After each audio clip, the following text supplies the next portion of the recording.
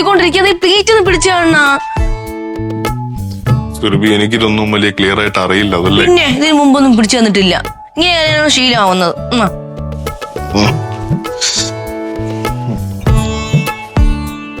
അങ്ങനല്ലേ?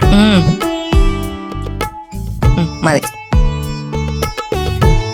ശരി. പിന്നെ അന്റെ ഫോൺ എടുത്തിട്ടെ എന്റെ ഫോട്ടോ എടുക്കൂ. ഫോട്ടോ എടുത്തരാലോ.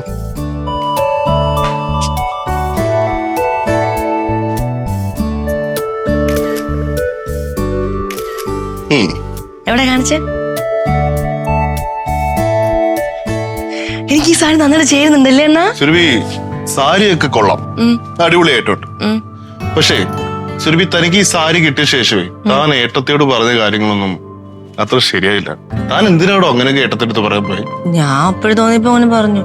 തമാശക്ക് പറഞ്ഞല്ലേ? തമാശ സുരഭി, നമ്മൾ പറയുന്ന തമാശ കൊണ്ട് ആരുടെങ്കിലും മനസ്സിൽ മുറിവേൽപ്പിക്കുകയാണെങ്കിൽ പിന്നെ അതിന് തമാശ ആരെങ്കിലും പറയും.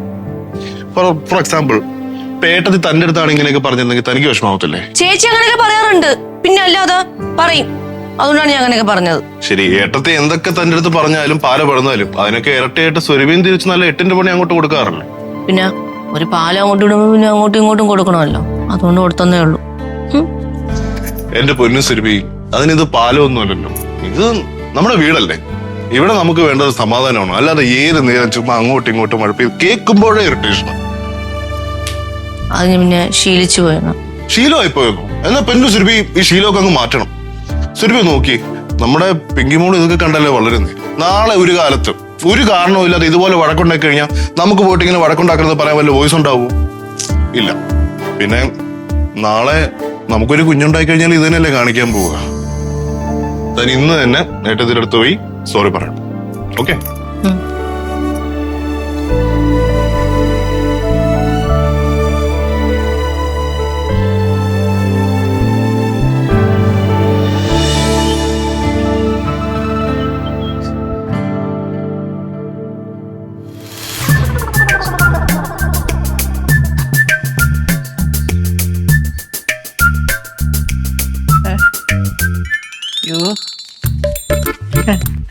ഇതെന്താ ഇപ്പൊ ഈ ഇടയ്ക്ക് പതിവില്ലാതിങ്ങനെ ചെയ്യാത്ത കാര്യങ്ങളൊക്കെ ചെയ്യുന്നത്?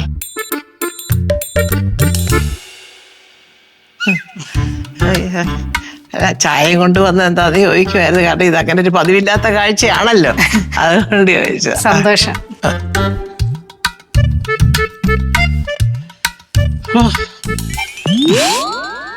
എന്താ ലക്ഷ്മി ചിരിച്ചു കാണിക്കുന്നേ? അല്ല, കിട്ടിയില്ല. അയ്യോ, എന്തോന്ന് കിട്ടിയില്ലത്? ചായക്കപ്പോ? ഇത് കുടിച്ചിട്ട് തരാം. ഇല്ലല്ല, പിന്നെ സാരി. സാരി?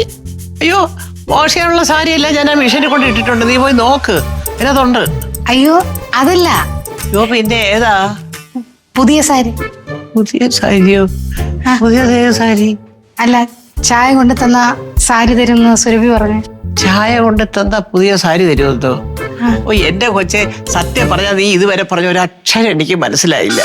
പറയാനുള്ള കാര്യങ്ങൾ തെളിച്ച് നേരെ വാ നേരെ പോന്ന് പറഞ്ഞൊന്ന് പറ. എന്തുവാ നീ ഉദ്ദേശിക്കുന്നത്?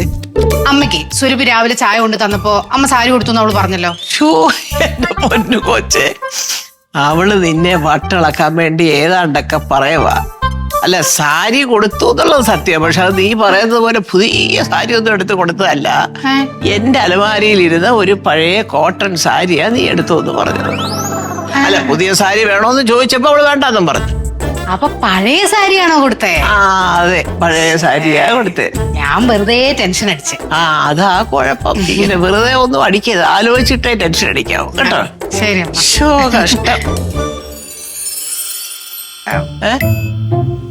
അപ്പൊ ആ പുതിയ സാരിയോ? പുതിയ സാരി തന്നെ എന്റെ അലമാരിലിരിക്കുന്നത്.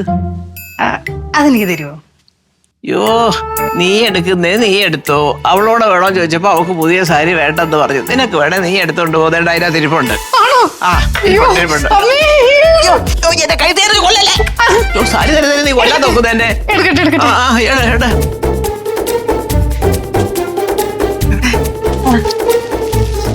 അയ്യോ, അത് തന്നെ.